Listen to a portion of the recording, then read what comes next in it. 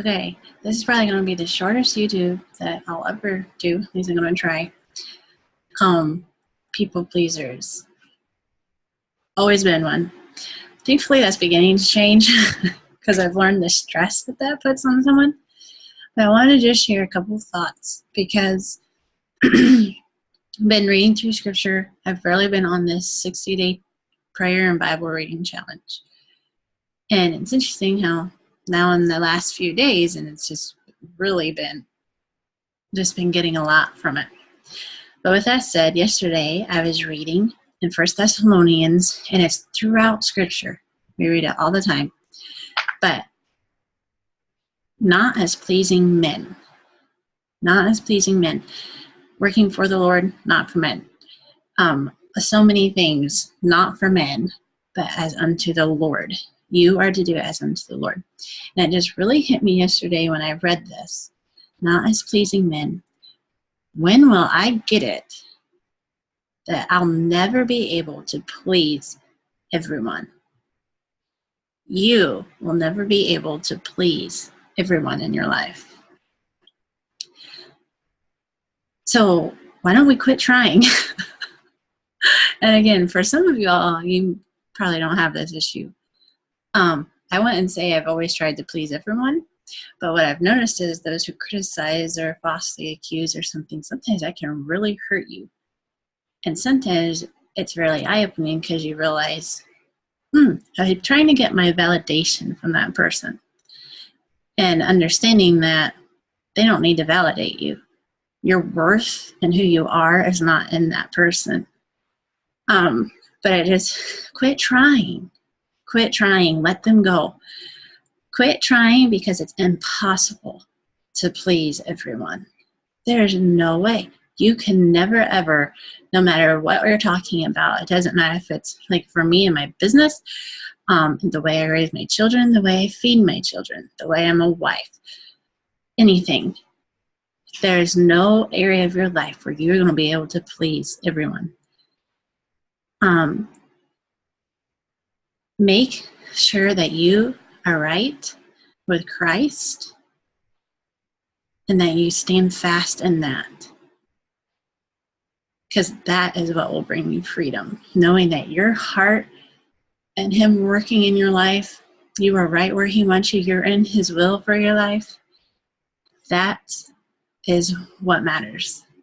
And when we truly, truly get our identity in Him, get our just knowing who we are and all that He's called us to be truly in Him, we'll be able to release pleasing men because they don't matter. And even if we did please someone in this area, we're not going to please them in this one. So quit trying. And that really just lifted a load off of me yesterday when I read that. It really just stood out to me. Not as pleasing men, but pleasing the Lord. And so He is the ultimate goal. He is the ultimate. It doesn't matter if it's parents, doesn't matter if it's church, doesn't matter if it's your closest friends, whoever you're connected to.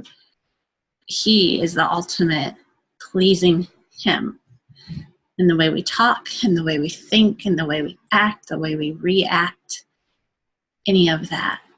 And just living our lives, in the way we dress, and the music that we listen to.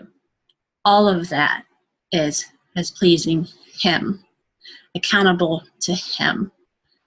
And that just really it just really kind of gave me a freedom when I read that yesterday. And then also just tying on some things I read today, then was reading in 1 Thessalonians 3. And this was actually something I thought of yesterday, but you cannot criticize people to perfection. Especially as a parent, you cannot criticize your children to be perfect, to do what you want them to do. And in 1 Thessalonians, it's talking about encouragement. Encouragement helps in the moment of shaky affliction and in distress.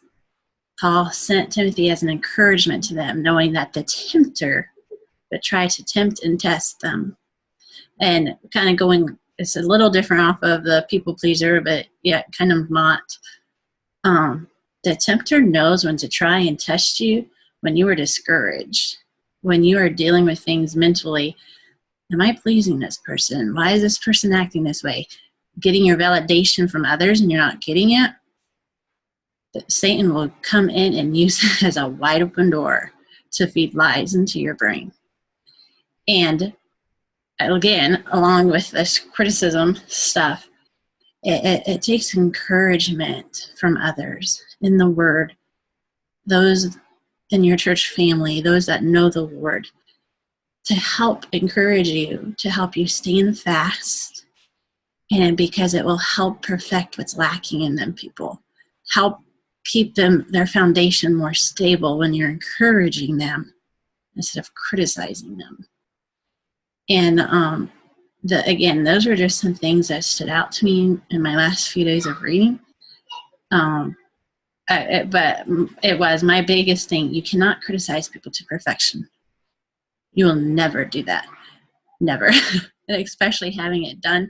I'll be honest, even kind of the video I did before this on the adulterous woman and criticism, I've been on this thing with it. The Lord's really been showing me some things because I very much was a critical person toward others. And it's funny how when people do it to you, you really start questioning yourself. The Lord really starts saying, well, let's look at you in this area. And it just really has been enlightening me to a lot of things in this. You cannot criticize people to perfection, but you can pray and encourage them to stand fast and to help perfect them in their faith. That is one of the tools that He has given us, grace on our lips. So that was just a few things that I've been thinking about and wanted to share it out. So I'll talk to y'all later and next time.